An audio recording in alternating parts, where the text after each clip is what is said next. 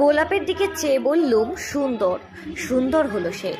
তুমি বলবে এ যে তথ্যকথা, এ কবির বাণী নয়, আমি বলবো এ সত্য, তাই এ কাব্য। বিশ্বকবি রবীন্দ্রনাথ ঠাকুরের লেখা শ্যামলী কাব্যগ্রন্থ থেকে সংগৃহীত আমি কবিতার কথা মনে করিয়ে দেয় আমি রবীন্দ্রনাথ ছবিটি। প্রথম পর্বের পর আবারও Raj dynamic media and entertainment creation and voice horse pictures দ্বারা প্রযোজিত হল আমি রবীন্দ্রনাথ ২ নামে বাংলা চলচ্চিত্র। বিশ্ববরেণ্য কবির জীবনে প্রতিটি মুহূর্ত, না জানা অনেক তথ্য নিয়ে এই তথ্যচিত্র আকারে উপস্থাপন করা হয়েছে গোটা ছবিটি। বিশ্বজিৎ ঘোষ এবং প্রসেনজিৎ ঘোষের পরিচালনায় এদিন কলকাতার নজরুল তীর্থে প্রেক্ষাগৃহে মুক্তি পেয়ে গেল আমি রবীন্দ্রনাথ ২ চলচ্চিত্র, যেখানে রবীন্দ্রনাথ ঠাকুরের চরিত্রে অভিনয় করেছেন প্রসেনজিৎ দে। রবীন্দ্রনাথ ঠাকুরের স্ত্রী মৃণালিনীর চরিত্রে এই ছবিতে দেখা গেল ঐন্দ্রিলা ঘোষকে। এছাড়াও এই ছবিতে অনিন্দিতা সিনহা, মানসী ঘোষ, শঙ্কর সেন শর্মা, বিমান রায় সহ বহু বিশিষ্ট অভিনেতারাও অভিনয় করেন। বিশ্বজিৎ ঘোষ এবং প্রসেনজিৎ ঘোষ পরিচালিত আমি রবীন্দ্রনাথ ২ নামে এই চলচ্চিত্রতে সঙ্গীত পরিচালনা করেছেন রূপী মিশ্র সান্যাল। এছাড়াও গান গেয়েছেন অর্ণব ব্যানার্জি এবং মণিকাঞ্চন সান্যাল। পশ্চিমবঙ্গ সহ বিভিন্ন রাজ্য জুড়ে এই ছবির শুটিং হয়েছে। রবীন্দ্রনাথ ঠাকুর স্মৃতি বিজড়িত শান্তিনিকেতনের মাটিতেও এই ছবির দৃশ্য রয়েছে। এই ছবি জুড়ে রবি ঠাকুরের কবি হয়ে ওঠার প্রতিটি মুহূর্তকে সুস্পষ্টভাবে ফুটিয়ে তোলা হয়েছে, যা দর্শকদের মন কেড়ে নিয়েছে। এদিন ছবি প্রকাশের পর থেকে দর্শকদের পাশাপাশি ছবির কলাকুশলীদের আগ্রহ ছিল ব্যাপকভাবে।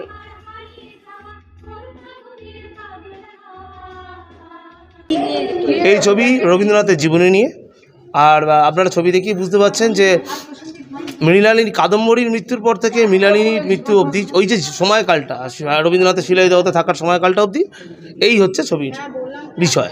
অনেক জায়গা হয়েছে এই ছবির শুটিং, আমাদের বনগাঁতে হয়েছে, আরও হয়েছে, সুন্দরবনে হয়েছে, মালদা হয়েছে, দার্জিলিং হয়েছে, হ্যাঁ বিভিন্ন জায়গায়, বিভিন্ন ঝাড়খণ্ডে হয়েছে।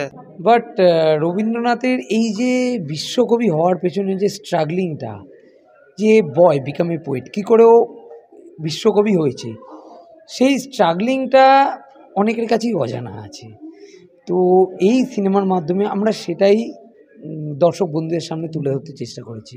কিন্তু এটা থেকে আমি এটাই জাস্ট এক্সপ্লেনেশন পেলাম যে কবিগুরুকে বোঝা মানে এটা তো মানে বোঝার চেষ্টা মানে এটা একটা গভীর সমুদ্রের থেকেও বেশি। ও হয়তো আমার সারা জীবনটাও কম পড়বে তার। এখানে চরিত্র হলো মৃণালিনীর ক্যারেক্টার, রবীন্দ্রনাথের ওয়াইফ। এখানে এই ক্যারেক্টারটা পেয়ে আমি সত্যি খুব গর্বিত, কারণ আমার 2 স্যার যদি আমাকে সাপোর্ট না করতো, ফুল টিম যদি সাপোর্ট না করতো, আর ফ্যামিলি যদি সাপোর্ট না করতো, আমি হয়তো এটা ফুটিয়ে তুলতে পারতাম না এতটা। আর মানে এটা আমার ফার্স্ট মুভি বলতে গেলে।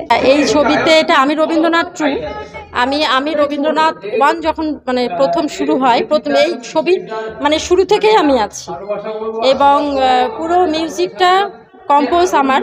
যদিও রবীন্দ্রনাথের এখানে কম্পোজের কোনো ব্যাপার নেই, কিন্তু টোটাল পরিচালনাটা আমার। আর বিষয়টা হচ্ছে যে আমি রবীন্দ্রনাথের মোটামুটি 6টা গান আমারই ছিল, আর আমি রবীন্দ্রনাথ 2-এও মোটামুটি 4-5টা গান টোটালি আমার। প্রথমটা করেছি আমারও পরানো যাহা চায়, এবং সেকেন্ড হচ্ছে আপনার আনন্দলোকে। তবে এটা আমার ফার্স্ট মুভি, আমি প্লেব্যাক করলাম। আর এখানে আমার মিসেস একটু আগেই বলেছে, রূপী মিশ্র সান্যাল, ও প্লেব্যাক এবং মিউজিক ডিরেক্টর হিসেবেও কাজ করেছে এখানে। এই প্রসেনজিৎ এবং বিশ্বজিৎ দুজনের ডাকে, যদিও আমরা এখানে কলকাতায় থাকি না, আমি মালদা থেকে বিলং করছি, তো ওখান থেকে এদের ডাকে আমরা এসছি এবং ভালো লাগে, গান গাইতেও ভালোবাসি। আমি এর আগেও অনেক ছবিতে কাজ করেছি, বিশ্বজিৎ ঘোষ এবং প্রসেনজিৎ ঘোষের ছবিতে ছৌতে কাজ করেছিলাম। আমি রবীন্দ্রনাথ পার্ট 1-এ কাজ করেছিলাম। উনি যে চরিত্রটা এই ছবিতে করেছেন জ্ঞানদা নন্দিনী, ওটাতে আমি পার্ট 1-এ আমি জ্ঞানদা নন্দিনী করেছিলাম। তো ফার্স্ট যখন নেগেটিভ চরিত্রটায় আসি ভীষণ এক্সাইটমেন্ট ছিলাম, কিন্তু এবার একটা স্পেশাল অ্যাপিয়ারেন্স দেখতেই পাবেন ভগিনী নিবেদিতার চরিত্রে। তো আজকে আমি যেটুকুন এই প্ল্যাটফর্মটুকুন পেয়েছি, আজকে বিশ্বজিৎ ঘোষ প্রসেনজিৎ ঘোষ না থাকলে আমি হয়তো এই প্ল্যাটফর্মটা পেতাম না। ছবিটা আমার ভূমিকা হলো দেবেন্দ্রনাথ ঠাকুর, রবীন্দ্রনাথের বাবার পাঠ করেছি। তো আমার খুব ভালো লেগেছে যে আমি একটা ঐতিহাসিক চরিত্র অভিনয় করছি। প্রস্তুত এটাই করেছি যে আমি ছোটোবেলা থেকে একটু পছন্দ করি, মানে সেকেলে ধ্যান ধারণা, মানে আমার শাড়ি পরা, আমার চুল, আমার মানে কুচি দেওয়া ব্লাউজ, মানে স্টাইলটার ওপরে আমার সব থেকে অ্যাট্রাকশন লেগেছিলো। এবং আমি ওনাদের মানে যে পড়াশুনো করেছি এবং দেখেছি যে ওনার চাল চলন অনেকটা আমার সঙ্গে যায়, তো আমার খুবই ভালো লেগেছে যে আমি এটা পছন্দ মতো। কারণ এখনকার দিনে আমি যে সমস্ত সিনেমাগুলো করতে যাই আমার এজের সাথে, হ্যাঁ মডার্ন মানে বোল্ড করতে হয় বা অনেক কিছু যেটা আমার ফ্যামিলিতে ঠিক অ্যাকসেপ্ট করে না, কিন্তু এটাতে আমার বাড়ির লোকে প্রচণ্ড অ্যাকসেপ্ট করেছে। আমি এই চরিত্রে এবার রবীন্দ্রনাথ 2-তে যেটা হচ্ছে আর কি, এটাতে আমি যতীন্দ্রনাথের পার্টটা করছি। মানে এখানে দুটো লিড রোল করছে, একটা হচ্ছে রবীন্দ্রনাথ আর যতীন্দ্রনাথ। পার্ট 1-এ আমি ছিলাম না, তো পার্ট 2-তে দাদা আমার একটা অডিশন নিয়েছিলেন, অডিশন নিয়ে বলে তোমাকে এটা পারফেক্ট মানাবে। তো এত বড় প্ল্যাটফর্মে কোনোদিন কাজ করিনি, ছোটোখাটো সিরিয়ালে কাজ করেছি। দাদা আমাকে এত বড় বিশ্ববিদ্যা প্রসিদ্ধ এত বড় একটা সুযোগ দিয়েছেন, যখন স্ক্রিপ্টটা বললেন দেখলেন, তো এক্সপিরিয়েন্স বলতে গেলে এইটা প্রথমে আমি ঘাবড়ে গিয়েছিলাম। তারপরে এত বড় একটা ক্যারেক্টার, মানে প্রতিটা মুহূর্তে মুহূর্তে রবীন্দ্রনাথের সাথে থাকা, মানে ঘটনাটা হচ্ছে রবীন্দ্রনাথ যে বড় হয়েছে, জ্যোতি দাদার কী সাপোর্ট ছিল, মানে কীভাবে প্রতিটা পদে ওনাকে হেল্প করা, ওনাকে এগিয়ে নিয়ে যাওয়া, জ্যোতি দাদার বিজনেস ভেঙে যাওয়া, টোটাল মাটিতে মিশে যাওয়া, এই যে টোটাল ঘটনাটা কম্বিনেশন করে বিশ্ববিদ্যালয় প্রসিদ্ধ মারাত্মকভাবে সাপোর্ট করেছেন। আমাদের টোটাল টিম খুব ভালোভাবে সাপোর্ট করেছেন, যতটা পেরেছি নিজের বেস্ট দেওয়ার চেষ্টা করেছি।